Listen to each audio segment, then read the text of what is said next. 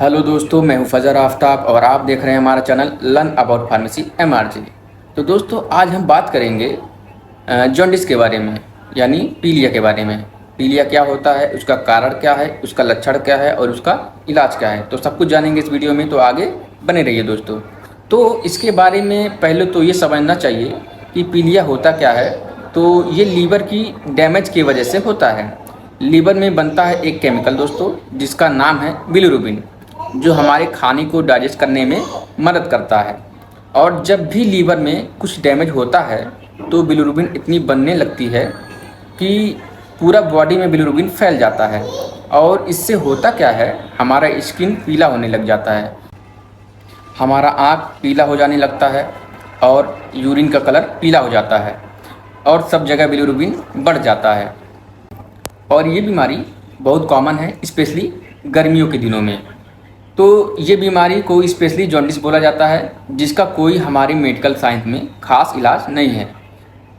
ये कि माना जाता है कि जो इसका सबसे कॉमन बीमारी है उसको बोला जाता है हेपेटाइटिस बी और hepatitis A. Hepatitis C jaundice का सबसे बड़ा कारण माना जाता है। एक दो और होती हैं, जैसे गॉल स्टोन अटक गई हो कहीं पे, तो ये बहुत अनकॉमन है बट होता है। तो जॉन्डिस उसके वजह से भी होता है। और जॉन्डिस जो है, अल्कोहल जो लोग ज़्यादा पीते हैं उनका लीवर डैमेज होता है, उससे भी जॉन्डिस होती है। और कुछ दवाइयों से भी जॉन्डिस हो सकती है।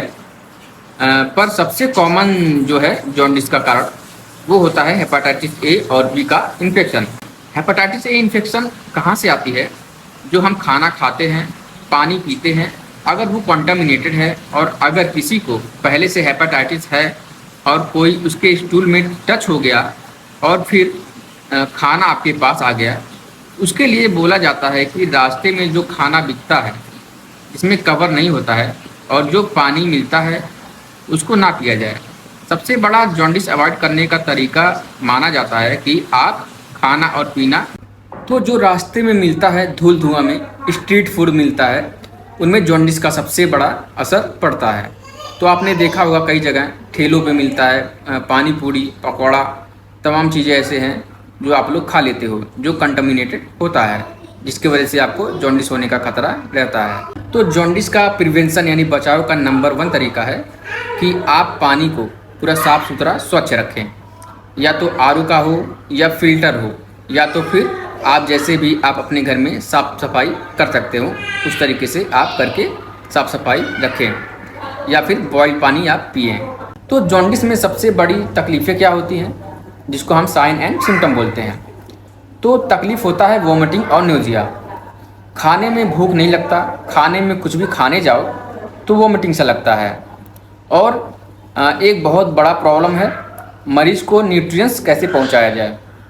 तो इसके लिए हम बोलते हैं जितना हो सके ग्लूकोज ज़्यादा मात्रा में पिएं, पानी अवॉइड करें और ज़्यादा से ज़्यादा ग्लूकोज पिएं।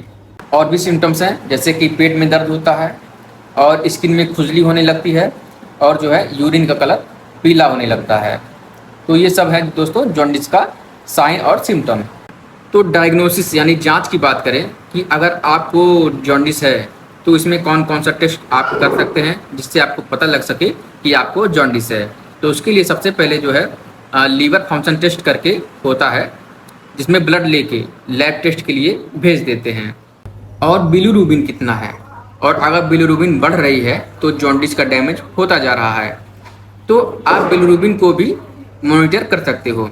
और एक लीवर फंक्शन में कुछ एंजाइम होती है जिसको SGOT SGPT बोलते हैं, उसको भी मॉनिटर किया जा सकता है। अगर उनकी एंजाइम यानी एंजाइम नंबर बढ़ता जा रहा है तो इसका मतलब है लीवर में और डैमेज होता जा रहा है, तो जॉन्डिस और बढ़ेगी।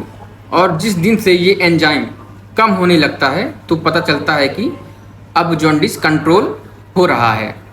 यूजुअली महीने भर में यानी महीने भर के अंदर जॉन्डिस करीब करीब कंट्रोल हो जाता है। अगर हेपेटाइटिस की वजह से है तो हेपेटाइटिस ए होती है खाने और पीने की वजह से।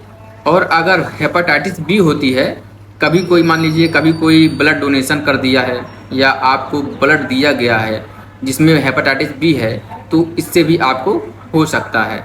तो अगर आपको जॉन्डिस बैक्टीरिया की वजह से है तो आपको कैसे पता चलेगा कि आपको बैक्टीरिया की वजह से जॉन्डिस है? तो उसके लिए सबसे पहले क्या करेंगे, आप सीआरपी टेस्ट करवाएंगे।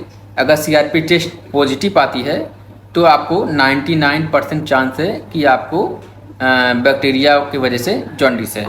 जॉन्डिस होने का एक वायरल कॉज भी होता है, तो वायरल कॉज भी कभी कभी हो जाता है। तो वायरल कॉज अगर होगा तो वो 2-4 दिन में या 5 दिनों में अपने आप खुद ठीक हो जाता है, उसके लिए ट्रीटमेंट करने की ज़रूरत नहीं पड़ती है। और लीवर जो है कुछ न कुछ अपने आप को हमेशा रीजनरेट करते रहता है। अब इसके बाद मेन पॉइंट क्या है, तो ड्रग्स टॉक्सिसिटी।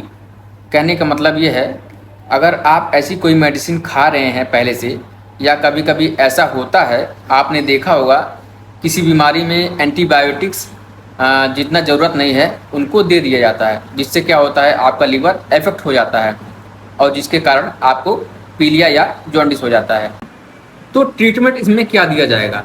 तो ट्रीटमेंट यानी इलाज की बात करें, अगर बैक्टीरियल कॉज आपने फाइंड कर लिया है तो उसमें एंटीबायोटिक चलाना होगा।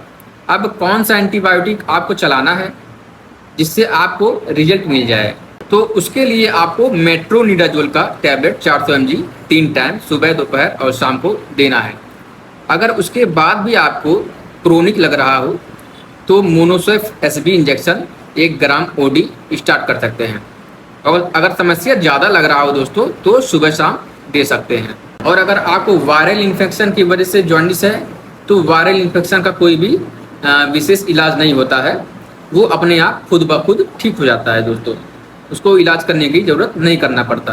तो लीवर की बात करें तो लीवर के लिए आपको क्या देना है? तो लीवर के लिए आपको सिरप सोरबिलिन 10 ml 3 टाइम यानी सुबह, दोपहर और शाम आपको देना है। और साथ में बहुत बेहतर रिजल्ट के लिए यूडिलिप टैबलेट 300 mg देना है। अगर बिलिरुबिन ज़्यादा है तो 300 mg बीटी यानी सुबह शाम देना है। और अगर बिलिरुबिन उतना नहीं है, एसजीओटी एसजीपीटी कम बढ़ा है, तो यूडिलिप टैबलेट 300 mg ओडी चलाना है। और सिरप की बात करें तो सिरप सोरबिलिन की जगह पे सिरप सिलिबॉन भी चला सकते हैं। लेकिन सोरबिलिन कहाँ चलाना है? सोरबिलिन उस पेशेंट में चलाना है जिसको भूख की समस्या हो, भूख ही नहीं लग रहा हो। बहुत बार देखा गया है दोस्तों कि जॉन्डिस के पेशेंट को भूख नहीं लगता है, तो सोरबिलिन देना है उस जगह पर।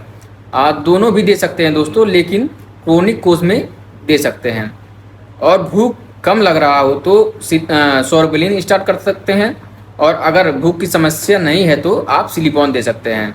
तो सिरप सिलिबॉन जो है उसको 10 ml बीडी स्टार्ट करिए। तो ये हो गया आपका लीवर के लिए।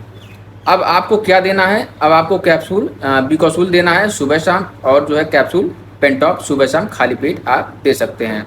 उसके बाद आपको जो है पानी की जगह पर ग्लूकोन डी आप दे सकते हैं। ज़्यादा से ज़्यादा मात्रा में आप उनको ग्लूकोन डी पिलाइए दोस्तों, उससे आप जल्दी रिकवर होंगे।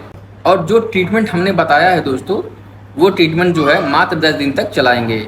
10 दिन में आप देखेंगे चेक करवा के कि पेशेंट का बहुत अच्छा रिकवरी हो जाएगा।